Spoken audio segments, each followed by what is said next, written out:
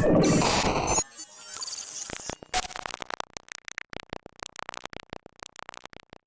we go. Welcome to another episode of SomeBuddies Podcast. We got a special person officially in the building. First off, let's start the podcast off by saying thank you for everybody that's been watching. We've actually been climbing in followers and subscribers. Appreciate you guys taking time out to listen. This is a recovery-based podcast, lifestyle, spirituality, love cults, bunch of other shit. So if you are watching, you haven't taken the time, please like, subscribe, share, leave a comment. Only nice comments because we're sensitive. Yep. So sensitive. Again, we have the usual suspects in the building. My co-host to my left, Mr. Justin, a.k.a. Cult Master B. We got Chrissy Ledoux in the building. And then we got our newest member to the fucking panel. He's always been a member. He's just hasn't been home. He officially moved back. I'd like to welcome officially to the show my man J-Mac. J-Mac is in the building. We'll give him somebody's fucking knee slap or some shit. Thank you for having me. I know Chris was insecure that you were coming here. Even Justin a little bit. I think. No, I accepted it. I accepted it. I knew. Oh, I've been busting his balls the whole time. I see you guys' episodes, and I'll text him like, that was an impressive 16 words. No, dude. That was very impressive. Wait till I get there. You'll have about 4. Yeah, this is probably going to be it for me after this word. Yeah, you say that every episode, and it's probably true this time. For real. So if you thought that I was long-winded, and you thought that Justin was long-winded, my man Jay got some air in them fucking tires. Yep. But all right, so background history on Jay before we just throw him in the mix and just force him in your faces. Like, why the fuck is he on this podcast?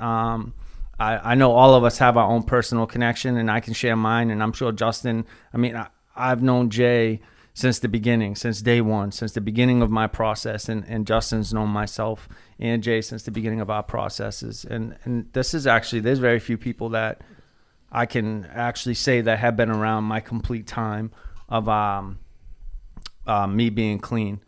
So, I mean, the tone, this episode, like we were talking about, like, because every podcast we're like, what are we going to talk about? All this shit, because we're definitely off the top. There is no pre-planning, we're literally like, Nico, can we shoot tonight? And he ignores us some nights, and then other nights he's like, dope, yo, for sure. Oh, yeah, shout out to our sponsors, Rich Print Shop. Believe it or not, he's been getting some fucking business, dude. Yep. I think he's sold 10 shirts or some shit, dude. He's got that bank come up to like $67 right now, dude. My man. He's crushing it. But so we don't come pre-planned. But when you guys were asked, like, what are we going to talk about? Like, all I was thinking about right now, especially with the world, everything's crazy. I don't even want to get into that, but just more about love and unity, and especially in what we do in recovery and addiction.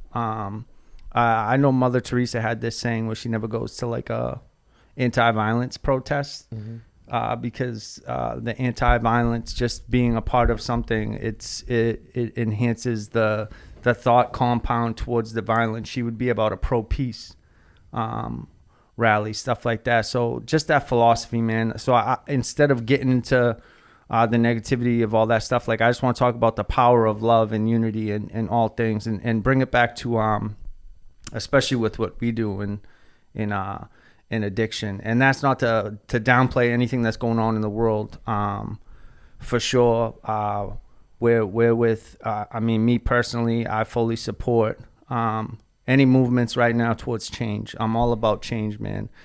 Process and change, and there's a lot of change that needs to occur around the world in a lot of areas, and this being a very profound and very important moment in time. And I just pray to God that people find a solution and get more back towards the love component and the unity component, because that's at the end of the day the only thing that matters, man. Love thy neighbor, love everybody. We're all the human race at the end of the day, and anything that can push us more towards that, the solution of love, I'm all for and I stand beside. So Well, and if you think about recovery, actually, it's interesting because 12-step recovery is actually based on equality and equanimity. It's like regardless of age, race, sexual identity, creed, religion, lack of religion, we're all equal. That's what it teaches us. So literally, it's like the core of what we're taught in recovery. You know, it was started 70, 80 years ago now with AA and NA, but the principles that's based on we're taught in recovery, you know? So it's like for us, I feel like it's standard, not to say that it's not, you know, obviously this world is suffering, of course. but it's for us, and I would agree with you, you know, law of attraction teaches don't focus on what you don't want, focus on what you want. Exactly. You know, focus on the change that you want to see. And so I 100% agree. And I think we talk on this podcast often about how we want to see change and how we need some belief system changes of like, just think about it, black and white, right and wrong. Those belief systems teach us conflict. Yep. We literally need to change mankind's belief systems to get over some of these problems, I believe, personally. Of course. And for me, just like with anything else, the solution starts for me in my home. It starts in my immediate surroundings, right? The change that I can make towards anything, whether it's with what's going on with the Black Lives Matter movement and the issue of racism and all that stuff. Like I mean, I have a Spanish stepson and I have 2 black sisters, legally adopted, and I grew up within diversity. So my perspective of the world was different to what other people's perspective is. But my responsibility to that is to always make sure that my immediate family and the people around me live to the standard that I was raised to. You know, like I was raised in a home based off of equality, and I never saw the ugliness that was in the world. And my responsibility to what's going on is to make sure that my children never see that or never have personal experience to that. I want them to be as naive as I was with when they do see that it is in existence, like, wow, that really happens, because they've never had personal experience with it, or they never heard it in their household, or they never were a part of that. And well, because one thing's for sure that I can speak from experience: racism's taught. of course. Racism's taught, and you know, we're talking about equality and how 12-step fellowship, you know, promotes love and all that, and it makes me immediately go back to my childhood. I don't have experience. Obviously, I can't, you know, put myself in the shoes of what some of these people are going through as far as racism. However, the closest thing that I've experienced is that I remember getting jumped and having a fight just for having black and Spanish friends as a kid. Yeah. I mean, I went to Medford schools from 6th, 7th, 8th, part of 9th. There was a racial riot in the high school the year before I went. Yeah. And I remember having to fight kids just for having black friends. And I have a sister that's, you know, a mixed child. I have my mother's best friend growing up was black. So I you know, I've been around that. And you know, to fast forward, my introduction to meeting Chris and Justin is the exact opposite of the hate. It was the love. Yeah. You know, me and Chris met shooting around, playing basketball in a YMCA. 2 kids in a fucking halfway house, just had some dreams and aspirations, but we didn't know that until we started bouncing some things off each other. And next thing you know, I'm on him about, oh, you want to pursue dancing and everyone else thinks you're crazy? Well, I'm into hip hop. I'm a graffiti writer. I come from a fucked up background. So do you. Boom. The love and the connection is what built that friendship. Very soon after, real quick, I remember coming to my first meeting, not my first meeting, but one of the first, and you were speaking. And that's not when we met, but that's the first time I had seen Justin. And to me, I was 23 years old, and to have someone that's my age that has recovery in years, and actually you touched on some things. I don't even know if I've ever told you this, but you broke down your friendship with Danny. And you broke down the song, 24 Hours to Live. And I'm like, this dude's speaking my language. But you were speaking my language. I needed to hear that. And I'm sitting in that crowd.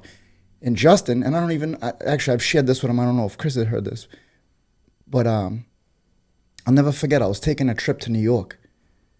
And you reached out to me. And I remember in my head, my first reaction's like, why does this dude want to hang out? Like, I didn't, you know what I mean? I didn't know about recovery. But he was one of the first people to reach out that, you know, that it meant something. And then you fast forward, I remember 6-7 months later, well, 6, because it's a 6-month program, you came to my graduation to a halfway house. Yeah, I remember that. First halfway house, no family there. I think I didn't want them there. I'm not throwing it out there like, oh, they weren't there. I don't have my family in my life. I think I was very secretive about it, But yeah, you were there. So what we are talking about with all this stuff, the exact opposite of that is basically fucking summing up our relationship, And Well, it's love. I mean, love is the antidote to all these problems. Love doesn't have a color to it. Yeah. You know what I mean? Love Yeah. love negates all the problems. We talk about love on this podcast a lot, and I'm not going to let down on it. I mean, it is the solution. And we live in a very masculine society where we size each other up, and it's not all love, Well, And the premise, and I don't mean to cut you off, but why the try to loop it into ultimately what's going on, and to segue what my, especially with what we do, like addicts, the disease of addiction, we're the thrown away part of society that people, it's just until now that people are starting to like give some, hey, this might be an issue, you know what I mean? Because people are dying by the thousands, and it's like record numbers. It's literally I don't know the statistics off the top of my head because I'm trying to think of them, but it's just to a degree where it's like demanding attention, where when you're running in political races that they're bringing it up, right? They're bringing up the disease of addiction, just like in political races, they're bringing up like inequality and stuff like that. They use it as a political agenda, right? To get some attention. Which that's also another thing when you know it's an issue, right? When politicians use it as a part of their platform to gain votes. But with addicts, when we come into the halls, it's like this secret society, an anonymous program, and it's a lot of what comes with that from the outside perspective is they don't understand what it's like to suffer from the disease of addiction. And then you have people saying that a disease isn't real, that it isn't a disease. And then you have people saying that, oh, it's just about a choice. And there's all this banter back and forth. There's people taking stances on it all the time. And just as like I stay off of Facebook and social media when like there's all this shit that's going on right now, because it hurts my heart to see a divide of anything. I don't like it. It makes me super uncomfortable. And it's the same when people go back and forth with the addiction like debate, like, oh, they're just junkies, keep these fucking junkies, like all this shit, and like wow, or it's just a choice and stuff like that. When I'm watching kids that are fucking beautiful kids with great lives that are fucking dying by the dozen all the time. I'm watching people that I love more than fucking anything, close friends of ours. That are passing away from one bad decision, and the outside perspective to not understand what goes on in the mind of an addict, how our minds operate within us, right? And to break it down to as simple as like it's just a choice and all this stuff, and when you take all that, right, the misunderstood and then misinformed people, and then already living with the guilt and shame that you feel because your moral compass is not in alignment with the actions that you were just taking when you were suffering, when your disease was active, right? Doing things against your will, hurting family members, like I used to hurt my brothers, my mother, people that I would kill all three of you right now in a second if you tried to hurt my brother or anybody in my family. And I know that you would do the same for the people that you love. Yeah. And to know that I was once the person that inflicted the pain on the people that I loved the most. And it was without my permission, because if you would have asked me if I wanted to do that, I didn't. I just didn't know how to change. I just didn't know that there was a way out. And I didn't know that I wasn't alone, right? I didn't know. So coming into halls and coming into an early recovery, being so fucking broken and having all this judgment and having all to deal with the ideologies of like people around me, even family members, like people that weren't like distant family members that just passed judgment on me, thrown away. I remember kids that I went to high school with, like fucking, that were once my friends that turned on me real quick, like, oh, he's just a junkie. I remember police officers telling, after I overdosed like the fifth time, inland, telling my sister, I can remember I waking up and they were like, this kid's just gonna fucking die, don't waste your time with him no more. My sister will tell you that. Like, I remember probation officers that were just telling me that I would like just being thrown away, like just like, and to go from that place, right, with bringing in all that damage. So you have the external world damage and you have the internal world damage. You have the psychological damage. You have the internal conflict, the psychology behind everything. So much fucking baggage, like internally, emotionally, and all this stuff. And then now we're somehow supposed to fix this, right? Yeah. And the only thing that could have ever fixed this fucked up individual when I walked in was the unconditional love that I received. Was someone saying, "Oh, that's you? That's all that you did? That's you hurt all those people?" No, I understand. I love you. Keep coming. Not only that they would embrace me with a hug. They would fucking embrace me with a hug and tell me it was okay. That it was okay. And that not only did they want me to come back, that I no longer had to live like that anymore. Imagine that. And then to show up and have them be there again and want to hug me again. And not only want to hug me, but now they want my number. They're asking me if I need a ride. And like that was... It wasn't, I couldn't even hear a message of hope when I first walked in. My fucking head was too loud. My legs were shaking too much. It was the individual relationships. It was the phone calls that you made to Jay to show him that you gave a fuck, right? It's those little actions that we make in early recovery, the giving and receiving of love. It's the profound thing that happens when you walk into a room of damaged people, right? It's like it makes no sense logically why you would gather a bunch of broken, fucked up people, put them all in the same place, and somehow that was going to create change. And why would that create change? Because the empathy that was involved in that room, right? Because there before the grace of God go I, or could go I again, if I fall off this path to spirituality. And it's the connection component, the power of the human connection that we receive, and the unity that's when you walk into those rooms. It doesn't matter. You said it in the beginning. It's not about age, race, identity, sexual preference, nothing. No one gives a fuck when they walk in there. Everybody's just so broken, desperate for something. But we're taught that our whole lives. We're taught to be different based on our age. You know what I mean? At the end of the day, that's what we're negating, is we're negating belief systems that we've incorporated, that we've been taught. We have not been taught that to just freely be ourselves and connect with everyone. Yeah. That's not a society we live in. Let's just call it what it is. Yeah, you know what I mean? It's like if you come from wealth, you're not just taught to just connect with everyone. Yeah. It's like there's a hierarchy to that. So it's eventually, hopefully, we can get to the point of removing that. And I'm not saying there are amazing people in this world. I believe there are more amazing people than not at the end of the day. I really do. I just agree. Think that we have formed belief systems that we need to challenge a little bit and teach your younger generations to not think in this manner, which slowly but surely I do feel like they're sort of going there.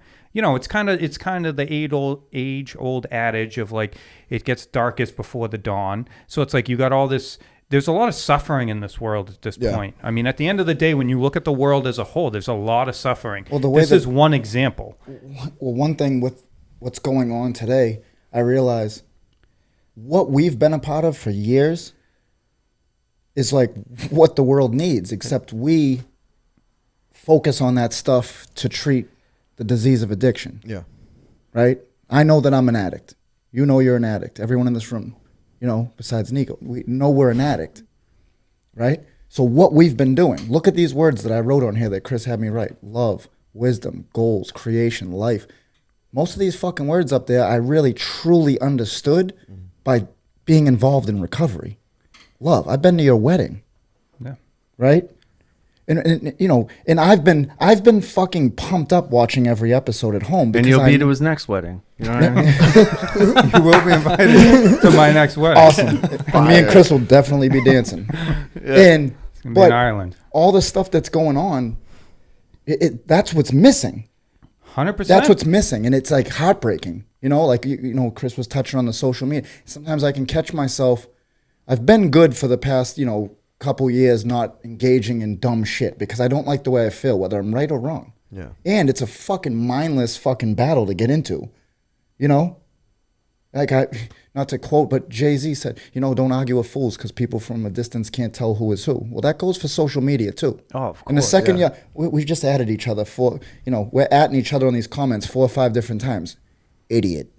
You know, I'm calling myself the idiot because you're engaging in fucking endless shit, you know, and that's what's going on in the world. Well, in the spiritual world, they teach you that eventually you get to the point where you can just understand where people are coming from. So it's not about my points right or your points wrong. It's about I have my understanding, but I understand where you're coming from also. Because at the end of the day, there's valid points for everyone. Everyone has a valid point. And even if they're coming from a darker place, it's because they've had some trauma or have been wounded as a result of that. So if I can have understanding of that, then I'm not in conflict. I'm in understanding. Yeah. So it's, we need to start to, we are fortunate in recovery but the reason we're fortunate in recovery is because it brings us on a spiritual path, and spirituality connects everyone. Oh, 100%. There isn't any, it's a spiritual teaching. We are one. With mankind, we are one. We don't operate like that. We don't operate as a world that we are one. But I hope that before I die, I literally hope before I die, I see a world that is unified as like one race. Literally one race. That's a tough task. It's a tough task. I don't disagree. But there are some teachings out there and some spiritual teachers out there who believe that everything that's going on right now is happening to change this world. That these belief systems we're living in are no longer going to be tolerated. We've entered the age of Aquarius, which is the rising of human consciousness, meaning that we're going to get above this. It's interesting. I watched the movie Transcendence last night. Have you seen the movie Transcendence? No. Fucking deep. Everybody should go watch it. But ultimately what happens in that movie, I don't want to give it away, and it got really bad ratings. And it was interesting because it got really bad ratings.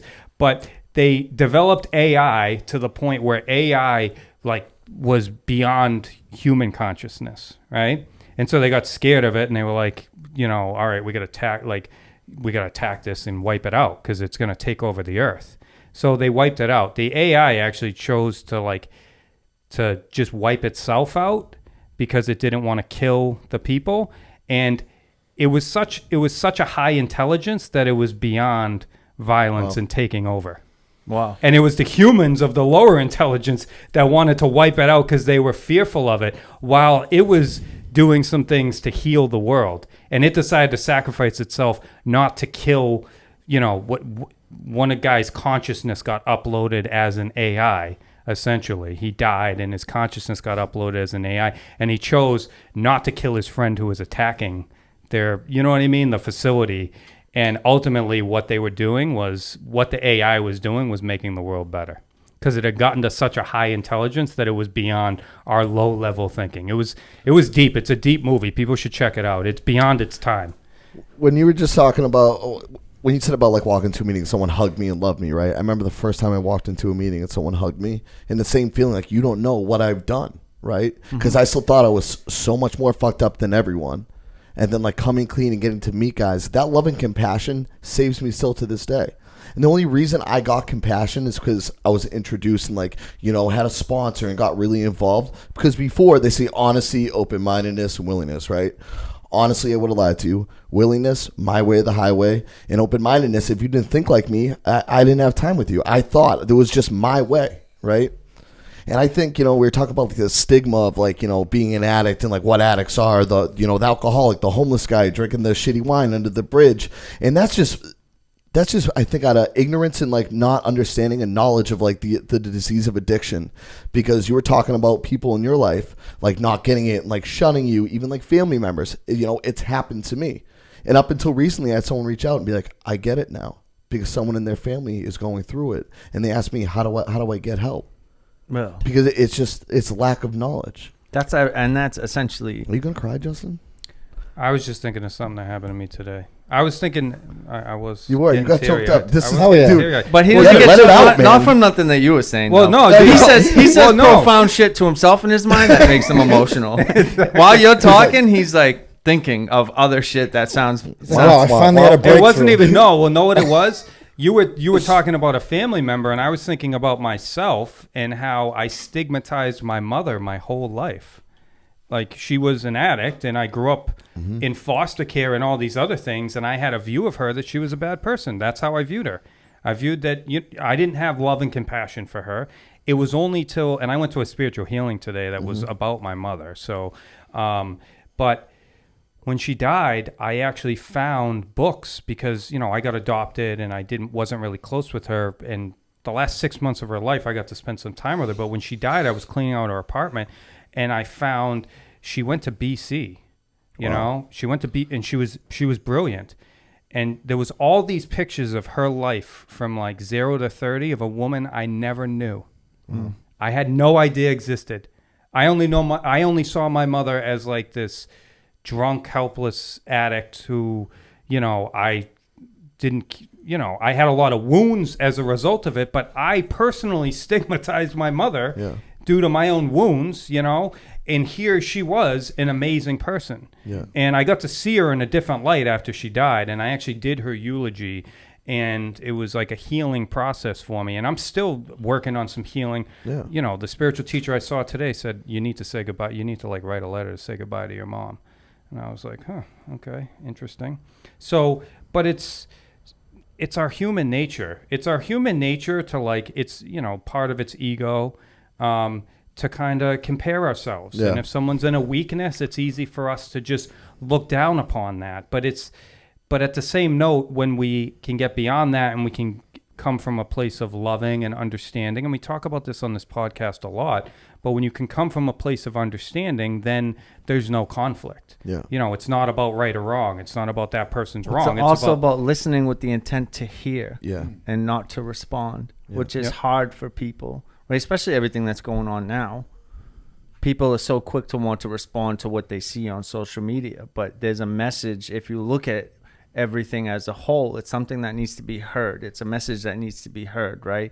It's the same as like all we were trying to do with the addiction is be heard, like not necessarily be looked down upon and being like stigmatized, right? Like part of why we became so passionate about everything that we do and why we just shattered any kind of anonymity as far as who we are, you know, like we because we want to be heard. When I say we, it's as far as addicts, you know what I mean? And part of that is to allow people to understand that they're not alone. They're not alone in their suffering. They're not alone, or even family members that have children. Like it's not a matter of a specific upbringing, a specific child, a specific race, a specific anything, man. It doesn't pick and choose specifically. We were talking about that yesterday in our tribe. You were talking about your upbringing, right? Projects, right? Well, my mother grew up in the projects, and I hung in the projects and all that, but for a long time, I've just believed, because of how addicts are looked at and my experience growing up and then being an addict pretty young, that not for nothing in today's society, a fucking addict is like its own race. Yeah. Right? So this chaos that's going on in the fucking world between the pandemic and now all this racial shit, it's a lot of this extra shit that's going on in these past couple days is a lot of misinformed, and there's a bigger, I don't want to get too deep into this shit, but there's a bigger fucking thing going on than just, you know, black and white, and just, it's really not. There's a lot of fucking shades of gray and a bigger picture of what's going on. Yeah. And I just keep thinking of, you know, my process in the last 15 years. And like some of my biggest accomplishments came from people loving me up. Yeah. Like, real quick, I've been saying this a lot lately because I've hold on. Do you take notes? Do you see how he does that? Yeah, he just. No, because I'm making a point. No. We're trying to teach Chris, because Chris will get in like three words, and Justin's like, "Yeah, that's cool." Anyway, back to me. No, because my process, I've used to think that a lot of the stuff that I accomplished in recovery was, and it was good. It was dreams and aspirations. But the biggest thing that I've accomplished, and I'm still, you know, striving to make sure that doesn't fall back, was coming back after having all those years clean and relapsing. Yeah. And I got loved up, and we had a conversation. In this one particular conversation, he touched on some things that I already knew, but we talk to ourselves in our own voice. So when a good friend whose voice is different, even though it's saying the same thing, it hits different. And you said to me, yo, yeah, you don't have the time anymore. You have the knowledge, though. There's something about the way he broke it down to me where it just hit and was like, fuck the pride. Yeah. Fuck the ego. Right? And I mean that in the most sincere, positive way, not negative, like, fuck that, meaning like, yeah, because I'm thinking negatively. I sponsored these guys. I used to do commitments here. That's all ego. Yeah. It's all ego. And when I really grasped what he said and really was like, yo, I know all the stuff that I knew that got me that time. I just stopped applying it. Yeah. Now I come back full on, you know, and I've never looked back other than to compare in a good way to be like, oh, you switched it up here and tweaked this and right. And that was all through love. Absolutely. And Justin talked about last week how one person can completely alter and change the course of your life. Yep. And we underestimate ourselves and the impact that we can have, right, on the individual level, and then on a larger scale, right? Because I believe in the ripple effect. I believe that time invested in one equals more than just that individual, right? Because I mean, look at, like, you chose to invest time, say, in me, and think of down the line the people that I've invested time in, and then think of the amount of the people I invested time and invested into other. Ripple effect. That's the ripple effect, Yeah. right? And that's how we create change on a larger scale. It starts with the individual. It starts with ourselves first. It's making sure that we're getting proper information. It's remaining in a place of humility so that we allow ourselves to be teachable. It's allowing ourselves to listen with the intent to hear and not respond, and to go into every conversation under the assumption that we could learn something, and to not be so. When I say I have conviction in my belief systems, they can't be altered. That my belief system that I have conviction in is that it works. That's it. That's the conviction that I have in my belief system, that this process of recovery works. It does, yeah. As far as my belief systems as a whole, they're able to change and adapt and to alter throughout, because there's new ways to doing things and stuff like that. But coming back to, I don't want to get too far off track, the impact, right? Because I think of, like, my impact, my story with you, Jay, and we'll touch on this brief. And I used to chair your celebrations for many years. We actually had before you relapsed, we were similar in clean time, and it would always be like, I got to be up there during your celebrations. I got to present you and shit like that. But there was a point in my recovery, I can't even say that I was in recovery. There was a point when I was clean, and I was just, I was young at the time, man. I was 22 when I came around. I lived to a narrative that I told myself and I believed, because I didn't understand fully of how I suffered, right? So therefore, my disease was able to alter my actions through thoughts, right? And because I didn't understand that my disease was my thoughts, and that the narratives that were being created weren't truths, I lived to them as if they were, right? So my life became a reflection of that. And so I was very limited in the things that I would do or the risks that I would take. And at that point in time, I had taken a job as a roofer in the Roofers Union. And I remember getting up every day. But prior to that, I was doing demo. I was doing carpentry. And anybody that, I mean, that's just, I don't mind it now. But back then, man, I was such a little bitch, dude. First off, to even wake me up before noon was fucking incredible. But I remember, like, those first 3-4 years, like, I lost myself as far as, like, my it just wasn't it wasn't for me. Like, there was no development of a life worth living. There was development of a life that was settling for mediocrity, because that was the barrier. Like, I self-inflicted and self-imposed these barriers to entry, and I didn't even know that I did it.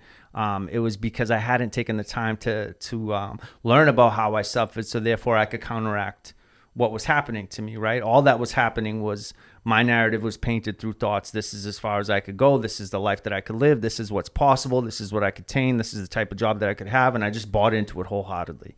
And you were one of the people very early on that was the counter argument to that. And so we had that connection, because I had dreams and aspirations. Like, I wanted to be a dancer, hip hop dancer and stuff like that. And then, like, we connected immediately because you were in the graffiti world, and everybody knows that the original elements of hip hop, it's graffiti, it's b-boying, dancing, it's b-boying, DJing, graffiti, MCing. Yep. So we immediately had that bond and that connection. And then you used to be one of those people that pushed me, like, that you should get back into that and this and that. And I was actually with you your first night that he went back to funk, and I remember him being nervous, and we went there, and I remember the crew that was there, they had been working on choreo for, like, I don't know, maybe a couple months, and I remember you jumped in, and he was getting it. like pretty soon after. A lot of times, you know, certain routines are worked on for months ahead of time before a big show. You know, and I remember seeing that. And like I said, I grew up admiring dancing and trying to break dance, and more like, you know, popping and just kind of fucking around. But to see someone whose passion was for dancing the way that I have in graffiti, you're not going to, you know, I know they teach equality and all that stuff in meeting, but the bottom line is at meetings that we were going to, there ain't no other fucking people that were into graffiti or that are trying to pursue being a hip-hop dancer that are a union roofer. And I remember he looked like the crazy person. He's trying to break it to Scotty and Michelle at the time that he's going to quit the Roofers Union. Roofers I did Union. quit. That day I did quit. I walked off the roof. And they basically were having an intervention with him. And I used to always come over, and this is around the same time where we'd work out or you'd pick me up on the weekends and I'd cut your hair. And this is where it all ties in together, because they're basically trying to tell him, like, you cannot do this. And they're like, I'm like the third vote, so to speak. Like, Jay, come in here. I'm like, all right, sure. I go in. They're like, what do you think? I was like, fucking go do it. Yeah. Because I had already been in his ear. man. And it sounds funny, but that's actually real life. You know what I mean? Because people thought I was crazy to, you know, up until that point, I was just like a street kid that did graffiti. At that point, I hadn't really accomplished much other than just doing that. Taking the train, you see my graffiti. I've been in New York. I've been to LA. Yeah, I've traveled. I hadn't been in any magazines up to that point. None of the goals that I had. And through that, right, you've been to shows of mine. I've been to Funk. You know, then you were one of his biggest hype men too, just like me. Like, you're in someone's ear because Justin was more advanced in the sense of the recovery. You've accomplished some things. And I'm 3 years older than him, but we're the same age. You know, and that's a huge part of my story. You know, we've all been there. Well, it's just, I mean, at the end of the day, it's like believing in each other and fanning the flame. It's like you were talking about your relapse and him pumping you up about the relapse, because think about it. It's like this happens all the time, but like for me, we're sitting here and I don't remember your relapse. I don't know when it was. I don't know what the clean time you have now is compared to what you had then. And you're the same exact fucking person. The person, we're so quick to like size each other up based on clean time or based on this or based on that, but none of that matters. Yeah. Like, you know, and you were talking before also about it's deeper, and it's always deeper. At the end of the day, everything that's going on with people is deeper than meets the eye. Always. So there's wounds and there's other things going on, and people need to learn lessons sometimes. And sometimes we need to suffer because it's part of our human evolution. So it's like, even what's going on in the world right now, it's deeper. You're right, because there's some trauma. There's some people experiencing trauma, just like I experienced trauma. So I understand this, but then you come to learn from it, you know, and you change and you grow. And the cool thing about recovery, like you were talking about, is like when we start to get in touch with fanning like our spirits and who we are, it's not about being better than each other. It's about understanding. At the end of the day, I deeply believe all of us were put on this earth as creators, and we all have creative ability, and you find your passions for things. And then when you invest time and energy into those passions, you start to like get in touch with yourself. 100%. And lately, you know, I know we haven't really touched on it, but I only just moved back here yesterday. For 2 years, me, my girl and son moved down to Florida, you know, try something new. Shit was super scary at first to think of. Right, but she's close with her mom and dad, and you know, and I was all for it. Like, hey, let's go do it. And some people are like, dude, you're gonna give all this up? And part of me wanted to try out Florida. That's the beautiful thing about life, is that I had the fucking choice, and she really wanted to do it, you know. And she kind of took the reins in that project as far as going to Florida, to be honest with you, because she wanted to do it a little more than me. And I'm sharing this because once I went down there, that flight down there, I was so fearful to start something new, but I was like, but I'm blessed. I got a family. You know what I mean? Like, I don't come from that loving family, you know, and I know you relate to that. I've heard you share many times, plus with friends besides recovery. But soon after being down there, and I just want to give a shout. Her parents, they're great people. It was a great opportunity. I went down there not knowing shit. You couldn't even send me to the fucking trailer to get certain tools. I'd be like, what is that? Yeah. Do you know what I'm saying? Yeah. And I can now take a fucking blueprint and, for the most part, build a fucking dock and boat lift from the ground up. And somewhere along that line, it really hit here with how important it was for me to get back up here. Yep. right? Talks with Chris. Chris had flown me up. I painted this room. I've painted other things. My artwork has taken me all over the place. That's my passion. I hear you guys talk about purpose on this. I get fired up watching it at my house, right? Because path and purpose, that's what I'm about. People that know me know I've been on that path and purpose for a long time with my graffiti and what, and now I've really formulated something. I feel like a mad scientist lately. I've been writing stuff down and working on artwork, and I've literally been able to come up with this concoction where it's like, dude, I can do my graffiti and my artwork and be involved in recovery and help addicts and all around with love. All of them are merged into one thing now. And I've been putting the work in for years. In this last few months, with coming up and talking to Chris, and what did I need? I needed love and I needed help. And it wasn't like, hey, can I borrow some money? I need some help. No, I need some encouragement and maybe like, can I stay at your house for a night or two? That's fucking love. Because we're in the process of the family moving back up. My son wants to live up here. My girl now wants to live up here. We have dreams and aspirations to open a family business. My girl's super into fitness. That's what recovery has taught me. Whatever you want to do and whatever you want to do, you let me know that as a friend, you know what the fuck's next. I'm going to hype you up to the point where I'm annoying. The world needs that. Well, and you talking about, but you made a good point there of you being open to going to Florida, even though it was, because I'm telling you, a mistake that I made in recovery was, and Scotty and Michelle were pressing this point, being rigid. This is what you're supposed to do. And I was like, fuck that. And I lived a long time. There was a point in time where, like, leaving Malden, Everett, I literally, people would move away and I'd be like, relapse.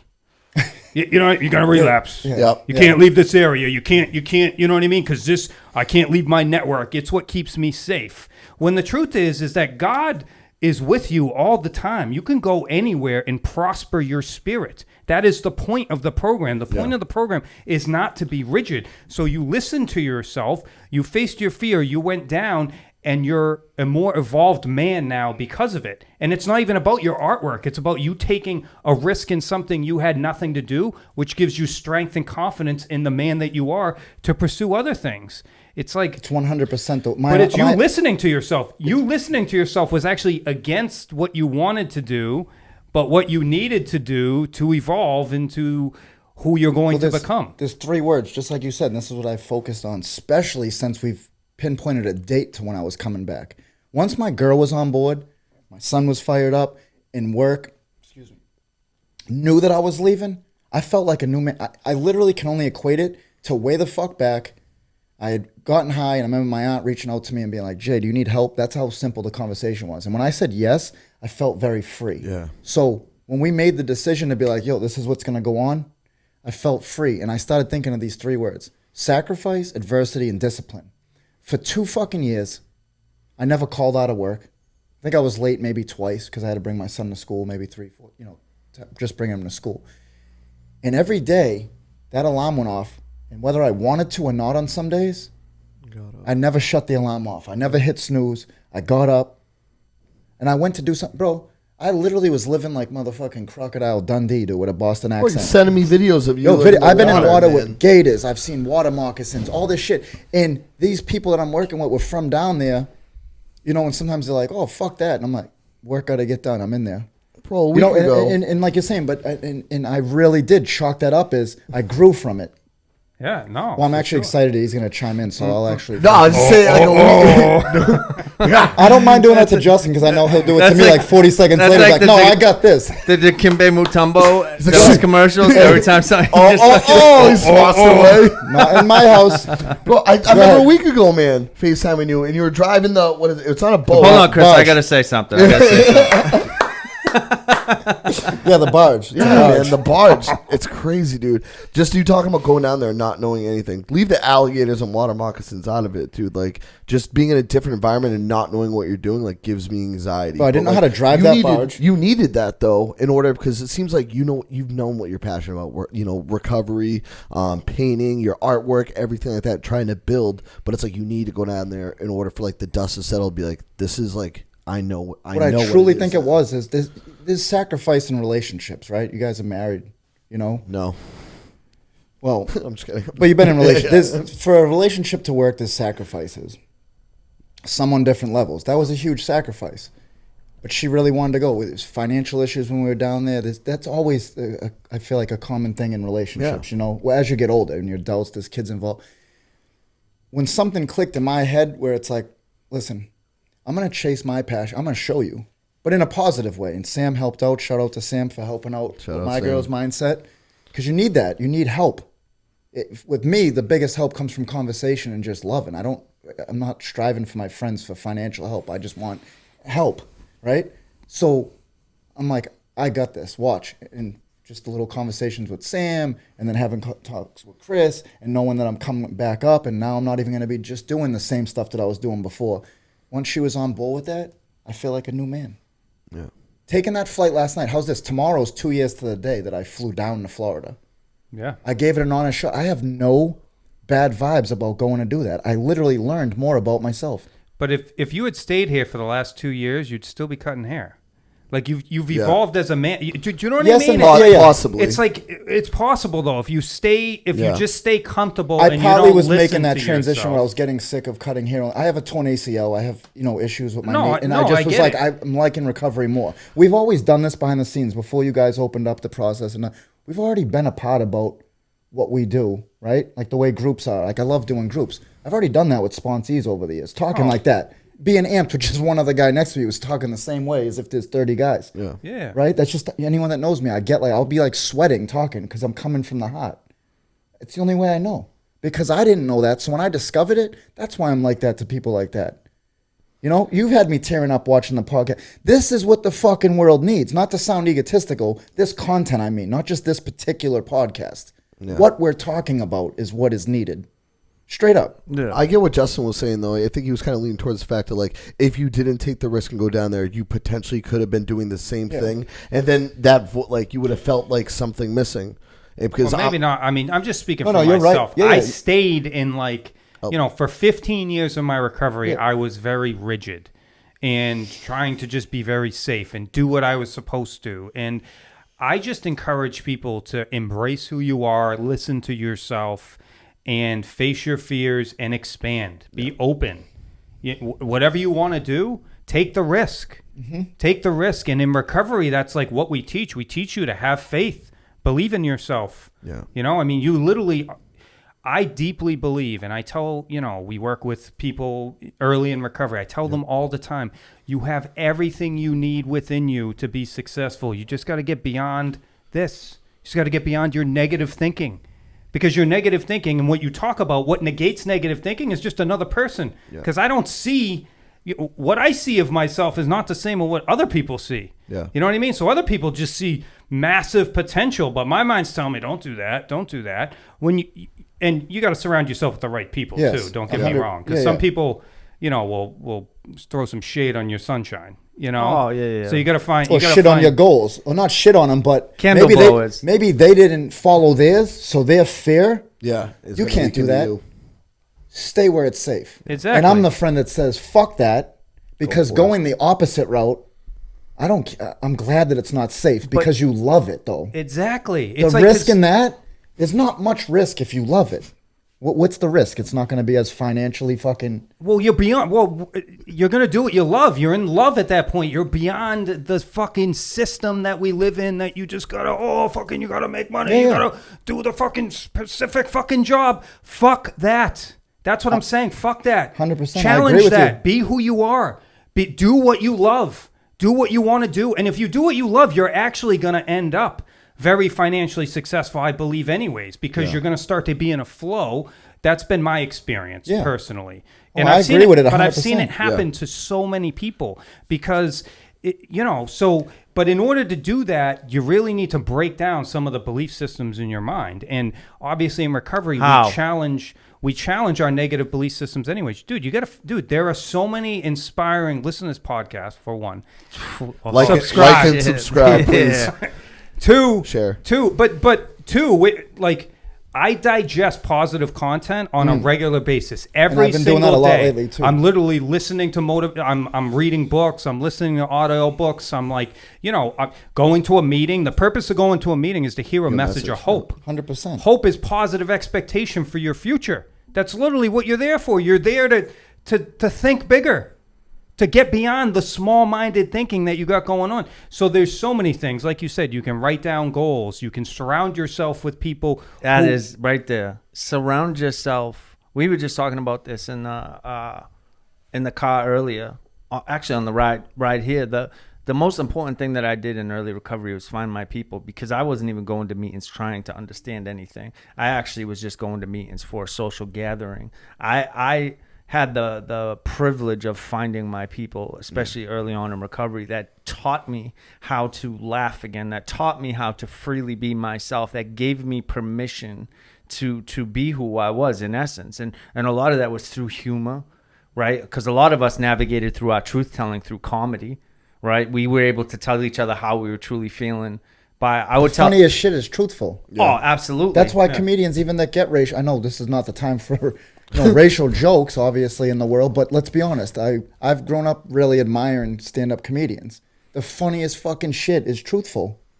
Yeah. And that's what we did as friends. We'd break each other down, but really, they always say, as guys, we'll tear each other up in person, right? When you're not around, I'm your biggest hype man. Oh, absolutely. Right? People are like, oh, Justin seems standoffish. Dude, he's fucking amazing. Get to know him. Yeah. I'm working on he's that. Like, he's like, who fucking said that? Who said it? Who said it? I want some names. It's the value in people, right? And the value in that, because that's the giving and receiving of unconditional love. That's what it is. So we talked about last episode.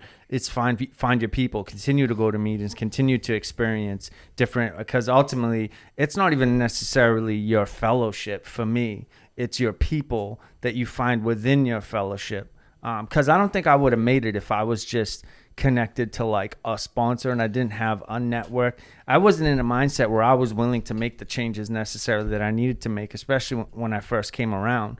The people breathed life into me when I couldn't. The people around me believed in me when I couldn't. The people that I surrounded myself with were getting me to continue to come back into the halls. And Jay especially. He's still to this day the most aggravating friend that I have when it comes to like getting me to do something that I don't want to do, right? Go to the gym or eat healthy or whatever. He does not. He's fucking relentless. And there's no ignoring his texts because he doesn't go away.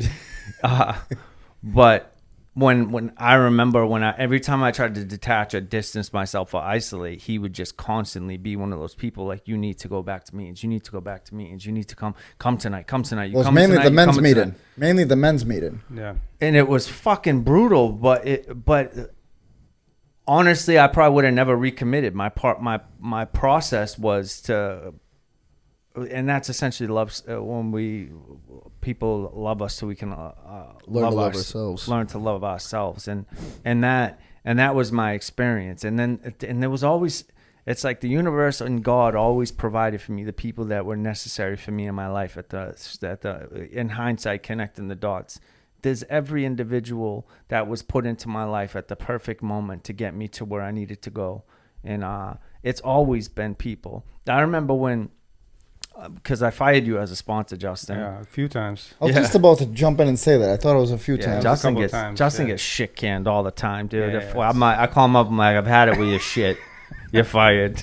But I remember I hadn't talked to you for a while, and then one night, in the same night, my sponsor at the time, I went by his house to watch the Red Sox, and he had relapsed, and he was. It was a fucked up night. He was smoking crack, and I'd never seen him like that. And this guy was who initially like took me through steps and stuff like that. And I developed like a really close connection. And I was fucked up. And I went home, and my roommate at the time, my best friend, who I just moved in with, he had clean time, all this stuff. He relapsed. So I lost my best friend and my sponsor in the same night. And I remember calling you up, bawling my eyes out. And I was like, you sponsor me again.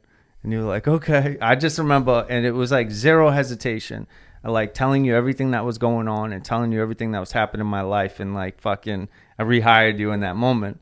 But you had no hesitation. You were just like, there was no ego involved. There was no like fucking, well, you should have never got rid of me to begin with. There was none of that bullshit. It was just love, you know what I mean? And you got me through. And that ended up being a huge integral part of like why we're here right now. 100%. you know, and there's been so many people along the way that have played pivotal roles. It's always people, and it's always the giving. At the end of the day, and I don't know if I read this in a book or I heard something, but at the end of the day, when we're on a deathbed, the most important question that we can ask ourselves: did we love to the fullest extent? Did we give and receive love to the fullest extent of our capabilities? Because that essentially is all there is in life, right? That's all that we can. When we're laying there and we're reflecting on our life, it's about reflecting on the moments that we got to share with people that we loved, our family, our friends, and just human beings as a whole. Did I give of myself service-wise to the fullest extent, right? Was I of service? And not who do I think I am? Who does man or woman think that I am? What is my life? Am I known as a good, those are the questions that I want to ask myself, right? We were just talking to Nikki Mack.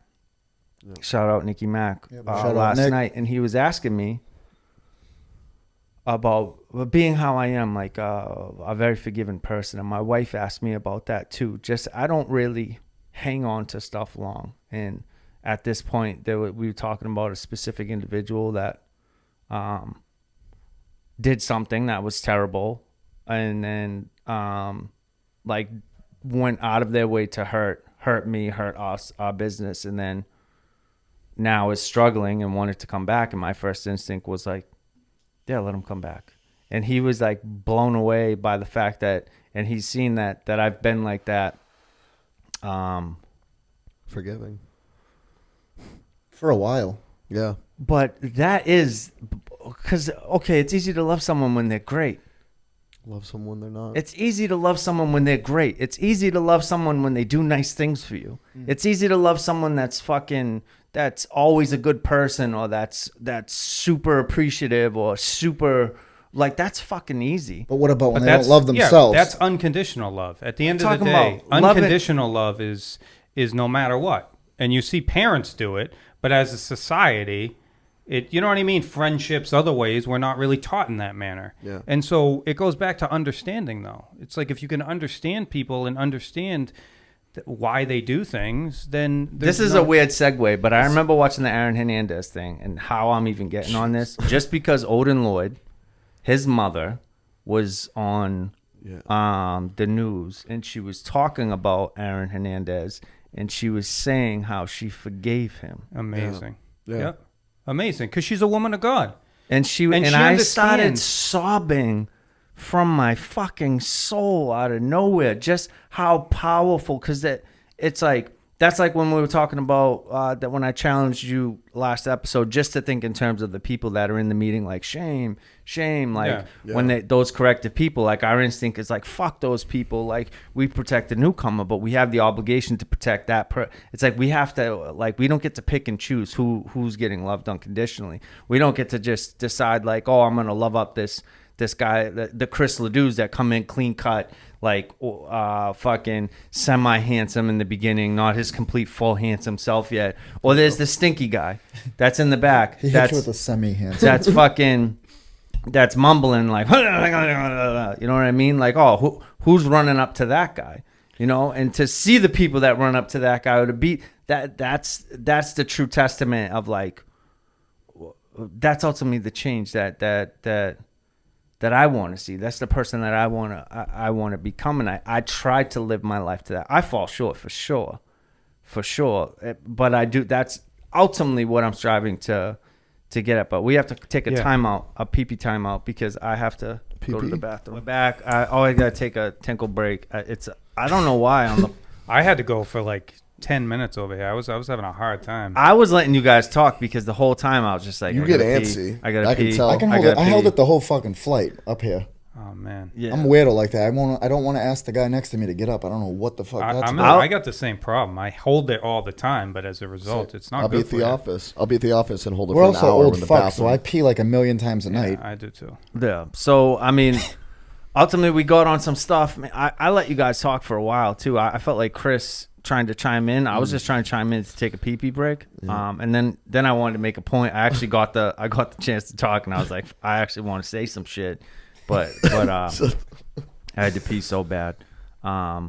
Again, we're talking about love. We're talking about unity. We're talking about changing the cycle of thought. We're talking about the profound effect on the individual level that we can have in the outcome of someone's life, the profound effect that people have had on my life, the specific roles that I can look back and see. If you allow yourself to be in a process of change and you put yourself out there through, I think initially it starts with dialogue, right? That's how we establish connection. It starts with the dialogue that we allow ourselves to have with people. It starts with starting to scratch the surface of getting in tune with your truth and taking the risk, right? To allow people to know where you're at and to build that comfortability with another human being. That's how you establish real relationships, and that's how you establish the process of like unconditional love, and you begin to find different parts of the internal that maybe have disappeared, which is like finding the comedic value in the hardships of life, in your personal hardships. Like for me, that was the way that I got to process through a lot of emotion. And you start to find laughter and you start to find joy in your relationships again. And then freedom begins to occur. And then you decide like, oh, I like the way that I feel when I'm around a specific set of people. And then you realize that you don't have to limit yourself to feel that way only around a specific set of people. It's the journey that you've been on, Justin. You know, like I lived years knowing you like on another level than the rest of the world knew you. And it used to drive me crazy that I would always have to like fucking defend you, like to be like, oh no, Justin's hilarious. Justin's actually fucking super funny. He's not a dickhead at all. He's actually super loving. He's super emotional. Like if you're like, just it was like there was two different worlds. There was two different versions that people got to meet, and then you described that like you would come into situations with fear and the defense mechanisms, and essentially what we're talking about is like what we want to relay on this podcast is like that process, right, of getting from this place to that place. And a lot of that through experiences like the effect of people. Like I saw a definitive change when you made a connection with Syra. She spoke to parts of you that awoken some things inside of you. And then I seen the connection, and obviously with like Amy, and it led you down a path of like going deeper. And then obviously you met your wife, Christina, and that started to open up different, and it's people, right? It's because we don't go on these journeys alone. It's impossible for me to, because as much as I can listen to Jordan Peterson and Jack Canfield and TD Jakes, and I think about like in times when I've been inspired, the first thing I want to do is I want to engage in conversation. Like I want to talk to you about it, or my passion for the law of attraction began years ago, and I remember having conversations with you about it, and it triggered me to continue to go deeper. And it's like the more people that you have on a journey in pursuit of change, though, I believe the more energy, the more power. Exactly. Power of the collective. Exactly. So can I plug Ascend right now? Yes. Also, just so for the record, if Ascend U does blow up, Justin has agreed to give me equity in the company.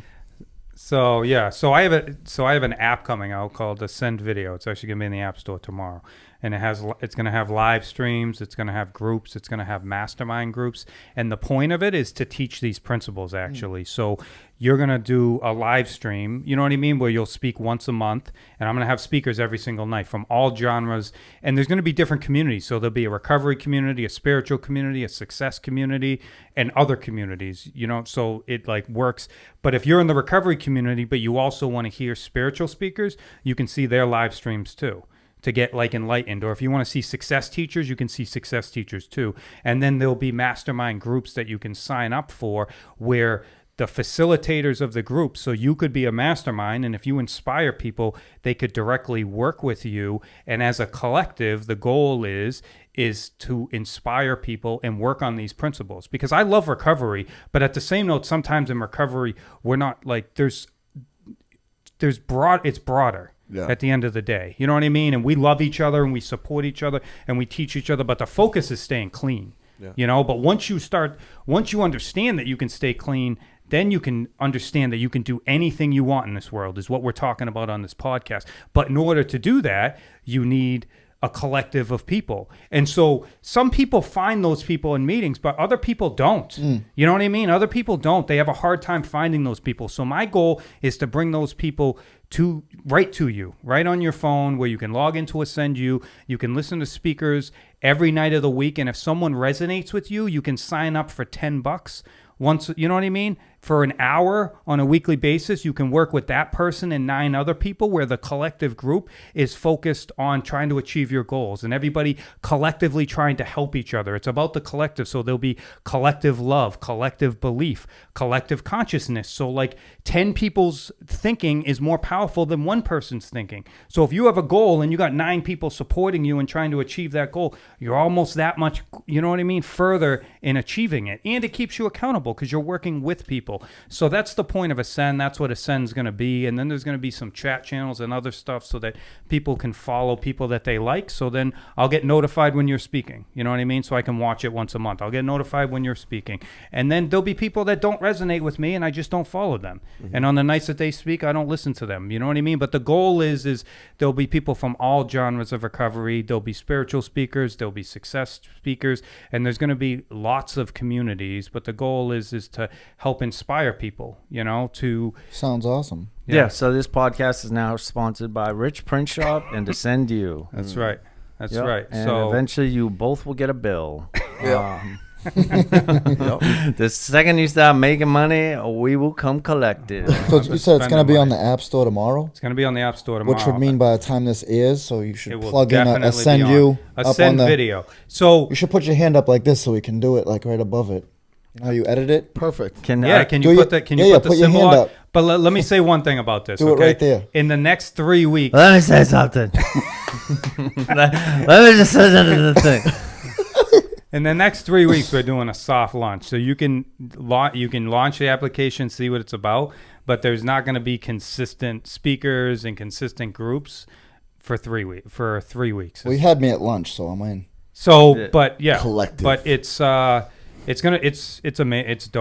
It's Hell my yeah. goal is to be the next Facebook of mindful content, not mindless content, not Sounds content where fucking people are awesome, fighting. actually. Actually, where people are collaboratively working together to better who they are, Yeah. to like better the world. That's my goal. I literally have a vision, and that's how I'm gonna start the love cult.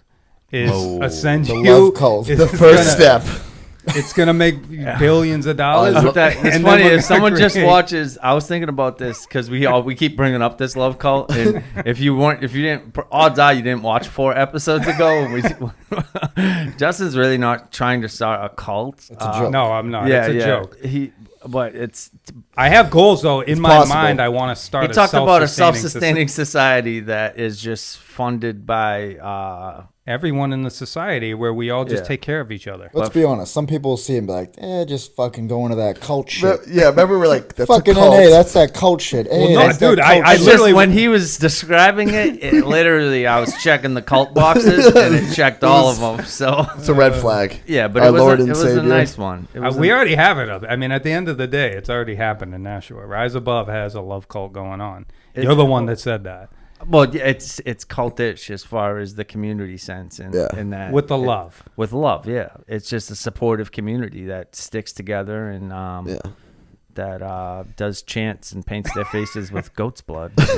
But it's not a cult. No. you know. No, yeah. No, it's not a cult. Our Lord and Savior, And Justin Etling. rides scooters, and we have our Lord and Savior. The goat part was a joke. I'm not. Justin. Scooters are definitely not a joke, and that's a great segue to what happened earlier that Chris is waiting to tell you. What happened? Let me touch on it first. You can tell the story, but I love that you're not even allowed to tell your own Oh, no, story I'm that you sitting- got no, no. introduced to. Well, And it's here's a story by Chris, but don't talk. I'm going to tell it. Shut no, the fuck up. this is just as much my story too because my stomach hurts from laughing. Okay. Hit me with it. Go ahead, Chris. I'm gonna I'm paint- not even. Go ahead. When you guys I'm are gonna- both, I'm going to paint a picture for you guys. Are you ready? I'm ready. Don't fuck this up. It's the only time you've talked. I told him no matter what he says, I'm not laughing. Yeah, 'Cause you're a piece of He shit. was like, "Oh, I got a story." I'm like, Dude, "Tell me." I'm He's that like, guy. Oh, I can't yeah, tell he you. broke the rule. Yeah, well, fucking four I hours just- earlier, like that. I hate when if I gotta tell you something. Not now. And then It's not- it's everything against the rules. Yeah, everything in my head starts to play. By the time I hear what it actually is, it's like such a letdown. Yeah. Yeah. This So won't be a letdown. Are you guys ready? all right. Are you guys ready? So back in high school, I felt, Jesus Christ, you're taking it really far. yeah, I'm painting a picture. Paint I it. felt. Let me fucking paint it. I paint. I fell in love with this girl. Ended up hooking up with her. You know, whatever. It didn't work out. I'm driving on Main Street, obviously on the hog, right? I pull up to Fratello's. Who's sitting outside eating with her 2 sisters? All of them. I don't know what's in the water, what their parents drank, but all 3 sisters are beautiful. I look over. She sees me. I haven't seen her in years. She smiles. She does a little wave. I take off. I go right to the shop. And Craig and J-Mac are there. I go in. I'm like, oh my God, I haven't seen this girl in so long. I'm like, oh my, we got to drive by again. We got to drive by again. So Dying to see her. So we dying to see her, dude. And we drive. I turn onto Main Street. Jay, do you This want motherfucker was not paying attention and a car stopped short in front of him. This motherfucker eats shit. Yo, on Main Street. Hold on. See? Because I was like, he told you he's not going to laugh. Yeah. I'm going to tell the end of the story and his stomach's going to hurt. Yo, I watched this in slow motion. Like, no! Got a cigarette Joe Cool Guy on the fucking ruckus scooter. Bro. Just seen a girl.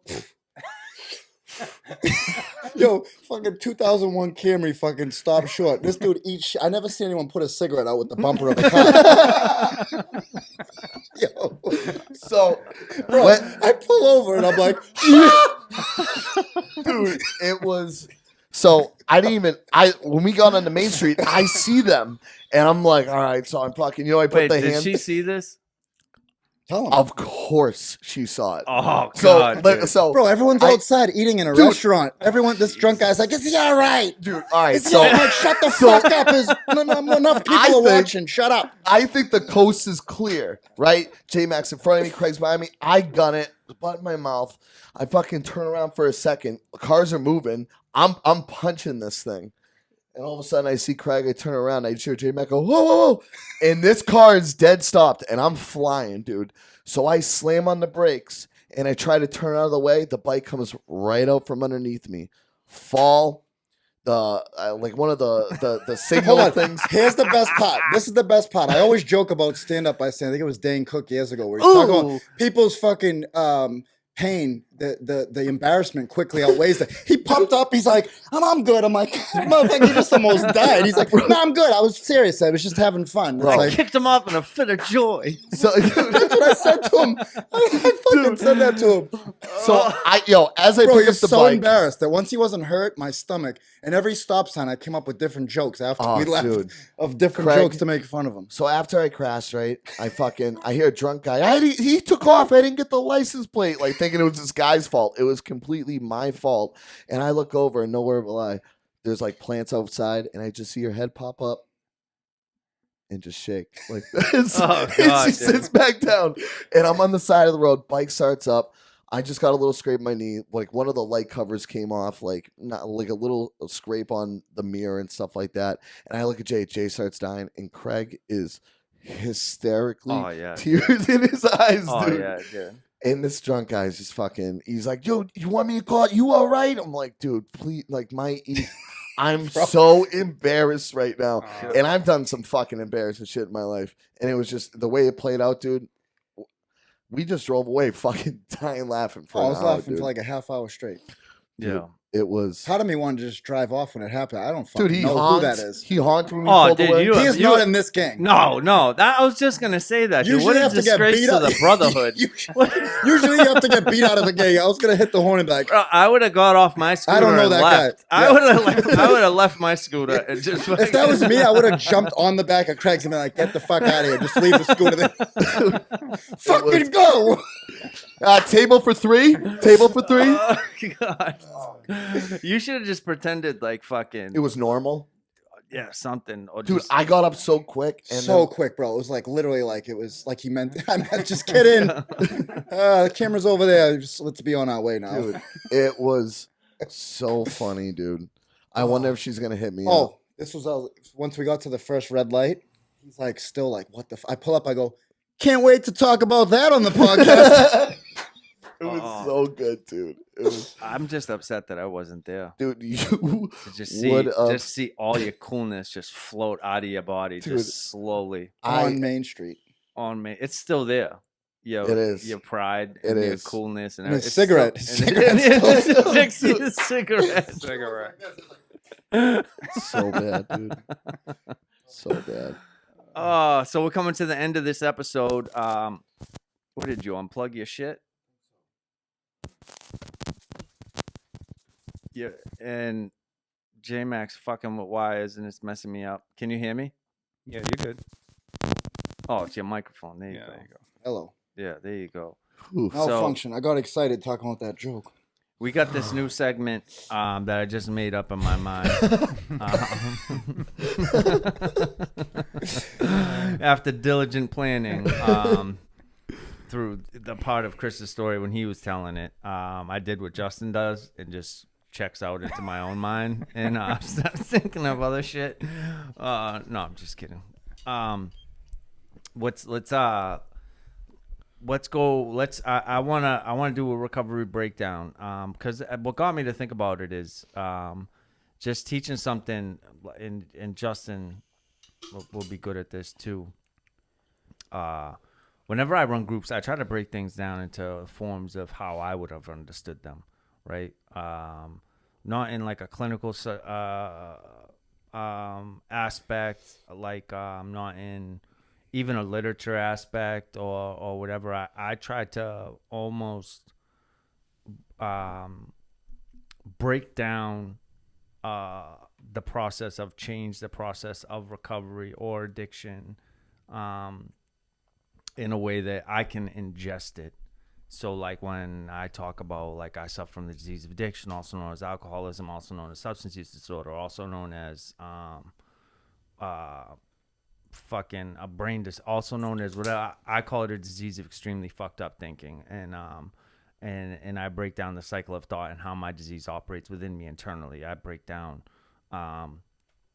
the connection of truth to thought. Untreated disease means that I'm buying into what's happening in here, and it is now dictating the emotions that I'm feeling, that it doesn't differentiate. Even if you look at like the Napoleon Hill breaking down the subconscious mind, it doesn't differentiate from what you're feeding it, fact or fiction. It just takes the information that's absorbed and brings it true to the external world. And I bring that up often because I relate that into recovery.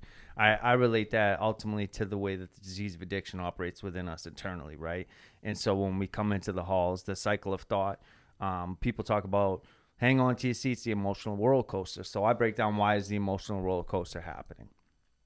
It's because of how much thought impulses are coming through and how much we're just taking the thought, the information that's being fed, and we're attaching so much truth to all this overwhelming abundance of emotions because we go from kind of closing off how we're thinking and feeling through the uses of drugs and the suppression of everything till taking off the lid and letting it all out at once, right? And so we have this like emotional roller coaster, like I'm gonna do this, I can't do this, I'm staying, I'm leaving. I think I can stay clean, I'll never be able to stay clean. I'm too young to get clean, or I'm too old to get clean, or I can do this, I want this, I don't want this, I'm leaving, I want to. It's just like it's the erratic, the emotional, and everything that's coming in, which is attaching truth to it. So I usually break that down for people to understand like how that is operating within them internally, how the cycle of thought is then translated into the emotions and stuff like that. So what I wanted to challenge you guys to do is to like a recovery breakdown, something that, well, like a philosophy or maybe something that you had a hard time grasping of something in recovery, and you can kind of break down even further because you got 142 years clean and you've been through a lot. But just like something that when explained to you or broken down to you, or like the way you like to flip something, especially in recovery when you're talking to someone else, just to get them to help them ingest that, right? To help them take that information and ingest that and to also apply it into real time, or different alternative ways that you like to teach parts of the process. So I don't know who you throwing it to. Chris. Oh shit, dude. Yeah, dude, I don't know. Well, you talked about like teaching stuff to people, right? And like I'm the type of person like I want to hear about it from someone who's been through it, right? I want to hear about it. Like when J-Mac, when we've talked about his relapses before, I need to hear that because I need to hear that pain and suffering, right? Here's a lesson that I was taught, and this is just going to show you like how close-minded I was. I was sitting at a meeting with my sponsor, and this homeless guy walked in, and he stunk and he drunk, like he was drunk, and I'll never forget it. I said to my sponsor, I'm like, I can't believe this guy's here. He's making a scene. And my sponsor looked at me. He's like, that guy has more of a right to be here than anyone else in this room. He's like, because he's probably been to more meetings. And I got to stick around and for a while, and I saw the dude. He kept coming to meetings and trying. And, I've actually seen him, out of the hospital clean before. And he taught me how to love at that moment. I didn't know, right? Because here I am thinking I'm judging this guy. I'm like, oh, he's just here to disrupt the meeting. He's just here for the coffee. He's just here. And at that moment, I didn't realize it then yet. It made me feel very close-minded, and that I don't think I'd be able to. It took me a while to go through the steps and everything like that and to learn compassion and love towards another human being. Because when I first went in, I was very judgmental of other people, and I was comparing people, and that's something I'm never going to forget, because like, how dare I judge someone who's showing up, even if he is drunk? It doesn't matter. He's showing up, So it's the empathy component. The empathy component, but talking about J-Mac or anyone relapses, I need to hear that. Sometimes I get more out of the newcomer, right?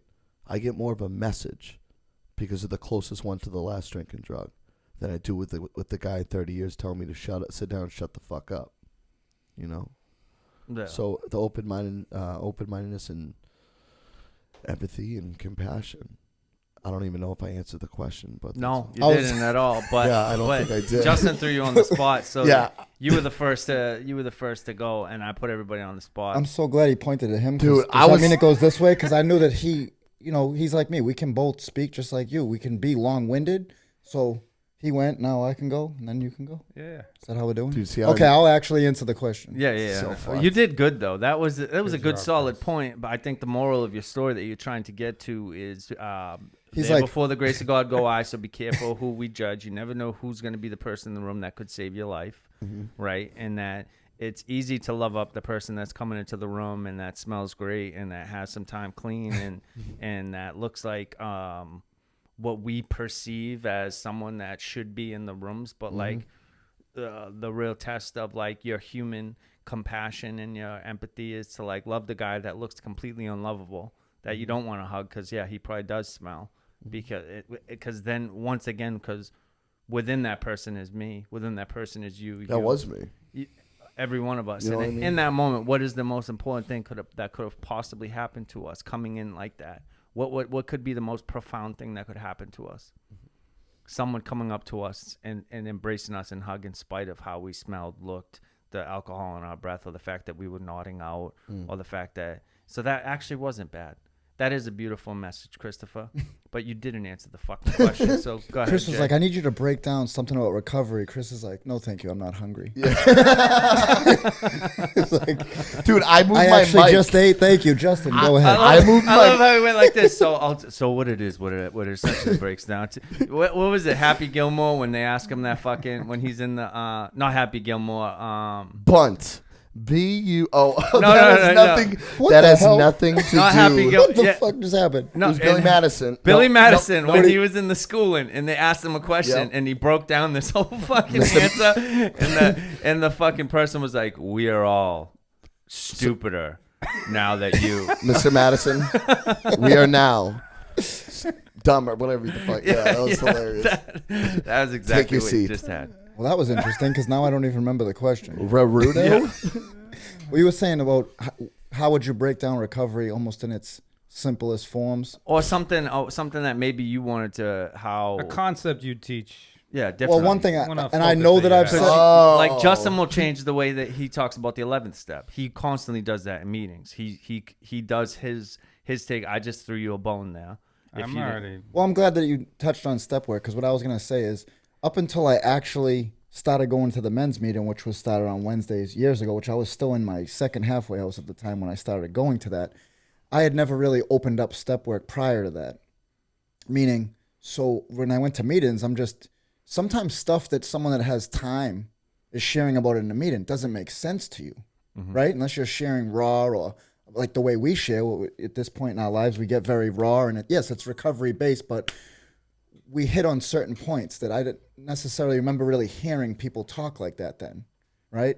That when I first started to embark on step work, and I always say this, that's the first time in my life when I started going to the men's meeting and really embarking with Drew as my sponsor and getting into step work. When I opened that book, I can honestly say that that is the first time where I didn't look at the guy next to me or need to cheat for the answers. I lived like a fucking asshole my whole life. That was studying for the test. Yeah. I'd break that down to new guys. You want to know something? You know why I didn't do that? Who wants to put work on themselves when they don't like themselves? I've never lied to myself pushing the pen. Yeah. I've never done it. You know? There's no wrong answers in step work. Yes. No. I've always was told no wrong answers. Just don't answer with yes or no. Like just put Yeah, some. You know. Put exactly. put some. We come from the same era of. But whatever recovery, you're and right that's- is the right answer. Yeah. You know, and don't do it by yourself. Yep. Well, like, you know, you can't run through the steps by yourself. You need a sponsor. But that's something I've been saying for a long time. And when I break it down like that, because you guys all know, I'm at a point now with being a creative type and being a graffiti writer, which is kind of transformed into way more things. I don't even like to narrow it down and just say graffiti. I feel like that some people look at that as negative. I'm a creative type. And when I go through things now in life, when I get through it and know that I'm safe, I mean, we're always safe when we go through shit, but when you know you're like out of it and the pain isn't as great, I'm literally always thinking of ways I can break that down to someone that, you know, doesn't have the experience. For real. And I wasn't always like that. You know, that's what shows me that I'm in the right place between my art and back up here working. Because while I'm in pain sometimes, I'm still thinking of like, what is the lesson going to be out of this? And who can I share it with? What is it if I just go through it and keep it to me? That's the most fucking, that's like the opposite of recovery. You know, it's like I love going through shit, getting out of it, learning from it, and then sharing it, especially when someone asks for it, you know? Yeah. So, Me? I'd say a theme I'd focus on is the better you get to know yourself, the better you get to know God. It's the true essence of who you are. So when we talk about step work, that's what you're doing. You're getting to know yourself. And by getting to know yourself, you're getting in touch with your power. I have it tattooed on my neck right here, go within or go without. Mm-hmm. You know? So literally this is like an inside process that we've been taught most of our lives, or I was taught by society to look outside myself to fix myself. Buy things, dress a certain way, be jacked. You know what I mean? It's like, and the recovery process is the opposite. It's like nurturing your spirit. Mm-hmm. And so, you know, everything that we do in recovery, if you think about it, is an internal process. You know, when we're sharing who we are, it's like we're sharing from within. When we write step work, we're talking about, you know, what's going on inside of us. When we're, you know, and our mind, obviously, you know, we're a divine being of energy. But, yeah, so for me, I just, you know, I try to break down on a consistent basis, you know, that this is an inside process, and be careful. I just see people fail all the time because it's very easy to like get a little bit of clean time and then just focus on fixing your life. Just got to fix my life. Just got to fix my life. Just got to fix my life. And in doing that, you actually give up your future because you lose focus on actually the recovery process, which is an inside job, is how we describe it, you know? And so I just try to, you know, in every recovery tool that you'll utilize in your toolbox is focused on going within, which negates what most of us have been taught our whole lives. We're not taught to share openly and honestly who we are. We're not, you know, taught to ask for help. That's a sign of weakness when actually it's a sign of strength. Yeah. You know, so it's like, I try to hone in on that because I think it's just critically important that people come to believe in that. They come to believe in one, you know, if you believe in yourself, because if you believe in yourself, you believe in God. You know, like once you start to believe in God, you'll start to believe in yourself. It's like a cycle. It's like one after the other. It's like they coincide together. And so for me, when you talk about step work, it's like when you're writing about yourself, and the better you get to know yourself, the better you get to know God. You know, so because that's where your strength lies. and ultimately the goal would be to be able to shine your light, to give other people permission to shine theirs, to make them feel safe, because at the end of the day, we all have the light within us. We all have spirit. We're all of pure essence, and we're all equal. And so what we're talking about when we're talking about pursuing each other's dreams and pumping each other up, we're shining each other's light. We're like encouraging the light, which in the masculine society we live in, it's not all, it's easy to kind of not focus on that. And I just deeply believe in it at this point. And most people out there who are very successful, they don't even realize that they were internally taught to shine their light. They're actually more, they are comfortable with themselves. And most of us have come from darker places and addiction and other stuff where we're being, we're being led back to the light. So. Yeah. For me, mine's nothing is wasted. I truly believe that. I think that we are so wired to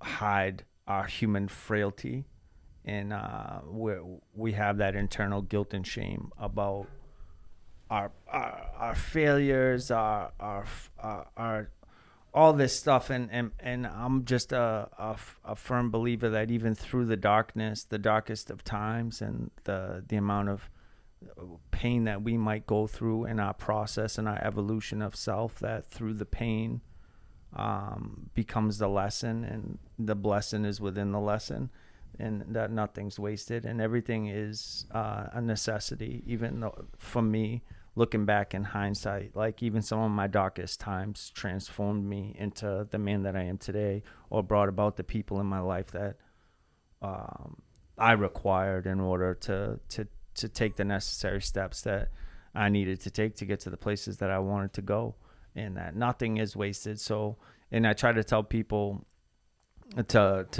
it's that you can't connect the dots looking forward. You can only connect them looking back. And I say that all the time because I'm a firm believer in that. And it's not for us to always understand in the current moment. And that a lot of people, when we come into this process, they're in pain and they're battling through pain. And my thing is that you got to embrace it in the beginning. We have to feel it to heal it, and that ultimately we have to pay that toll of going inward. It's pay me now and pay me later, but either way we pay that toll. Yeah. And yes, you can skip it. Yes, you can go right to the reward component, but ultimately you're robbing yourself of the sustainability of that. That's where the creation of self-sabotage, we don't equip ourselves mentally to handle. It's like the progression of our life far beyond where our mind is, that we don't take the time to get our mind and our internal and our spirit to progress. We just progress the external. Therefore, you find yourself in that place where you're living with a beautiful life and you have abundance, but you're not equipped to handle it. And so that you're constantly living in a fear of losing it, or you're living in a place of you're not emotionally connected to any of it. You have a beautiful wife that you're not appreciative. You have children that you're not connected to. You have a job that you don't appreciate, and friends that you don't fully value. That's the whole component of trying to skip past that, right? Go within or go without. But for me, it's that even in the darkest of times, there's something. I have a firm believer that I have a gentle, loving, and caring God that takes the worst of things, and I can look back in retrospect as far as like on January 29th, which was my birthday. That was the night that my stepfather and Nico, my brother's father, and all that stuff, that was the night that he had to get the brain biopsy. We woke up the next day. It was January 30th to find out that he passed. So that was a terrible moment in all of our lives. And I remember at that time, he was one of our biggest dance fans, right? He would come with us to Vegas. He would come with us everywhere. And he always wanted us to be on America's Best Dance Crew and all that stuff. And a year later to the day, I believe it was a year, January 29th was the auditions in New York that we went to audition for America's Best Dance Crew. It was exactly a year from that day. And at that point, it wasn't even something that we were all invested in or interested in, that we even really wanted to do. Well, you were fearful. You guys were fearful. Prior, I'm talking about when he was around, we were all like, man, we didn't really even have that kind of it was a fearful thing, and it was just like the Because whole what were the shirts? do it afraid. That's what I'm. Yeah, we actually talked about that on the last episode. Yeah. That particular, the loss of him and the change of the dynamic and everything, it was like everybody had to grow up real quick, and then there became like this heavy pursuit. But then I remember there was this moment. So we auditioned January 29th for MTV America's Best Dance Crew, a year to the date of his passing, and we end up getting on the show. And then I remember being on stage, and the setup. We were, it was episode 1, and we're in Burbank, California at the Warner Brothers studio. And I'm standing on stage, and we're there with all professional dancers. Like, we're the furthest thing from professional at this point. None of us were like, and people were like, oh, you guys are so talented. Well, you guys got to understand, these are world renowned. Like, we were competing on the show against Paris Gobel. She's Justin Bieber's choreographer right now. Her videos on YouTube have like fucking 4 billion fucking views. We were wildebeest. We were competing against wildebeest. Like, he's millions and millions. Philip Chach. Oh, what was that Fanny Pack? No. That it's I Am Me. Oh, that's what. Chachi. Chachi. She's on Disney Channel. She has her own show on the fucking Disney Channel. Like, I'm talking about world renowned. Like, these people are famous even still to this day, and here we are fucking almost winning. But yo, so what happened is we're on the stage, and just to tie all this up, and there's this moment where, so how the setup is, you're in this like octagon looking thing, right, on this circular stage, and there's this giant TV like in the middle. So you're standing on this stage, and there's this giant TV in the middle of the stage, and there's an audience all the way around you, behind you, and all the way around you, and there's cameras everywhere, and you're filming this shit. It's about to go. Whatever happens. And so they do this thing called their backstory when and so we don't get to see what it's gonna be, but you have to watch it live. So we're set up. We're in a fucking. It's me. It's Trey, me, and Nico, and the three of us are in like this V, and we're all like standing there. We're like trying to get ourselves hyped up, and they put this video on, and the video was this full fucking montage of our father, and it's just like we're watching like this beautiful story, in the relationship of me and my brothers, and it's got footage of like we're in my kitchen, my mother, and it's just like talking about like how he was a stage dad and like how he was so supportive, and it's showing the three of us, and like we're all on stage. Like, now I'm fucking sobbing, I'm crying, he's sobbing, it's beautiful, my brother's sobbing, and then it's like it shows like a video of all of us like getting hyped, and it's like boom, and like the audience is like getting getting hyped. And you pretty much have this, before you start, you get tick, tick, tick, tick. And so all of a sudden I'm on stage, and we go from sobbing to let's fucking go. Let's fucking go. Like, it was like, holy shit, we're in this moment right now. Like, we're here. We're on MTV, episode 1. Tick, tick, tick, tick. A milli. And I just remember that moment, dancing for the first time from a place that was so fucking different, right? Like the three of us, just like the music so loud. You're talking about professional dance studio, and that beat, that bass drop, click, boom. And just like us on stage, like fucking on national television. And I'm with my 2 brothers and my close friends, Jaja, Devin, Cassandra, and Bebo. And then at the end of it, she kicks us, and we all jump, and it's like boom, and the fucking place erupts, and everybody's going nuts. And my friend, my sponsor at the time, Nate's in the front row, and he's yelling, "You fucking did it! You fucking did it!" And we're like, I'm like looking around, we're looking at each other, just like so bugged out, like, what a change in a year, right? What a fucking change in a year, like. A celebration of life on national television to honor our father. Like, I'm on stage experiencing with my brothers, my best friends in the fucking world, this amazing thing. And then we're standing up there in front of judges, and they're telling us, like, you just put this whole competition on blast. Like, you guys just like set a tone, like holy shit. And we're just like so instant, like the most humble, like oh, how you doing? The whole time we're out there like staying away from everybody, like we're in awe of everybody. And then just that whole experience to me is the type of gentle, loving, caring God that I have, that he takes such a moment of us, like the breaking down of like a family for that whole year, that process and that turmoil that we went through, and us just having to love each other through that, and the love that we got from the people around us. And then even episode 1, your graffiti in the background. I was just gonna say that because they filmed part of that package. I was crying at home because you have to realize, we just shared it. He was a union roofer that wanted to pursue dance a couple years before that. Now, when I'm saying go chase that, I'm not knowing you're going to be on America's Best Dance Crew, but I know that that's a fucking possibility. You have to understand something. As a graffiti writer, right, with me starting out, you get gone over when you're not good, you're self-doubt, you got to prove yourself, you got to do all this stuff. You guys are on stage performing or about to perform, and you're looking around. I don't belong here. We're going against it. I admire this one. Well, to put a quick spin on it, I've been like that with my artwork, and some of the people that I idolized are my friends now. So that's why I say with such conviction, when I have friends that are about something, right? I was at home crying because right when you started talking about your dad, boom, the old funk studio, yep. My hand style up at the top, and I'm just like, whew. That shit hit me because I know that your mom and me were one of the only 2 people that were saying that. Yeah. Because what did your grandfather always say? Beyond your wildest dreams. Yeah.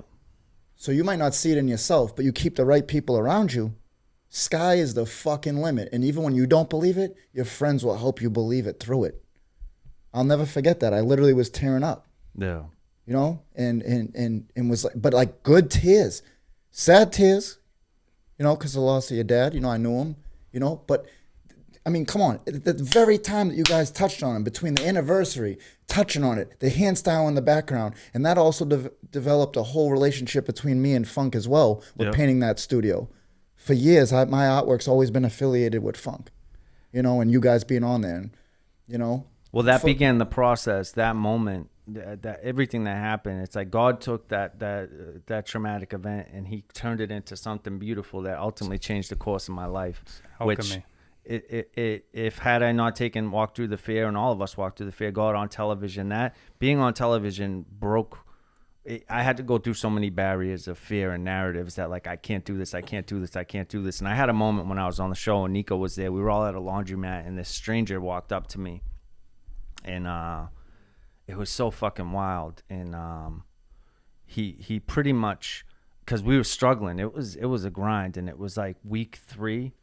And I'm just like, any moment we're gonna go home. Any moment, we just still didn't have this belief system. And this random guy walked up to me, and he pretty much just told me, I just want to let you know that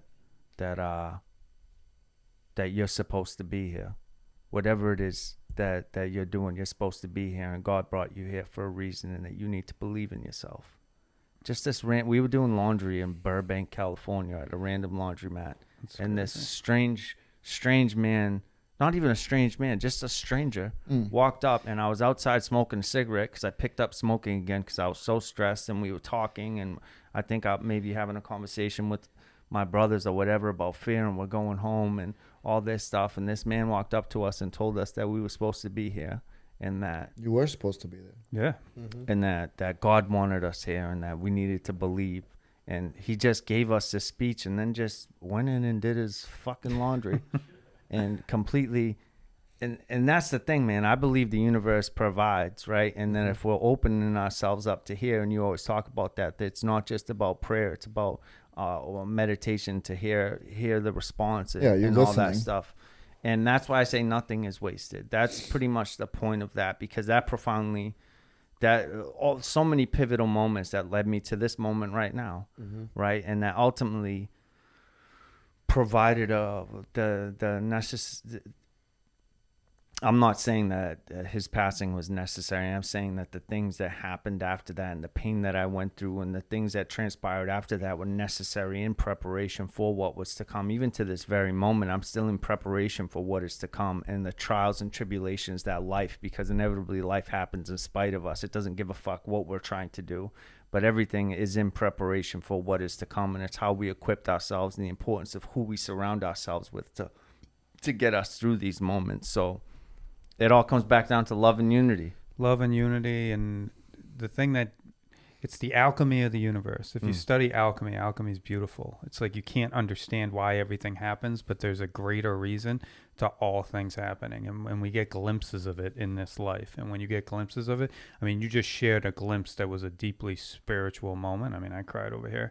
And it's so when you can start to live in a belief system of understanding, you start to understand the alchemy of things, and it creates meaning in everything. Yeah. So even the chaos that the world is in right now, there's meaning in it. Of course. I deeply believe the world is changing for the better. I hope so, and I believe so too. I believe so too. I put up a quote earlier that says that. Be the alchemist. Take your pain and turn it to your power. Yeah. I put that quote up earlier. It's a beautiful belief system to live by. Actually. What's that quote that you have, Chris, that you always say? I hate you. I hate you so much.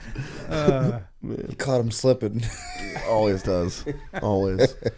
Again, this is another episode of SomeBuddies Podcast. Thank you for listening. Please like, subscribe, share. Shout out to our sponsors, Rich Print Shop and Ascend You. Will get a bill 100%, especially Ascend You. We did like a 15-minute promotion. You're getting charged double. Rich Print Shop, you're getting charged your normal rate. Welcome to the podcast, J-Mac. Excited to have you on the show with us, Chris. We'll bring you back. It was nice to have you. You get week to week. We're going week to week. You literally crash and burned on Main Street today. Yo, shout out to fucking that Toyota Camry that fucking put out a cigarette today. That fucking. If anybody's looking for Chris's pride and his fucking right outside of Fratello's, his manhood, it's on Fratello's and Main Street. If anybody wants to pick it up, shout out to that girl that'll never call Chris now that she's seen him number 1 on the scooter, number 2 crash the scooter. Oh my God, dude. But that's it. Peace. Peace.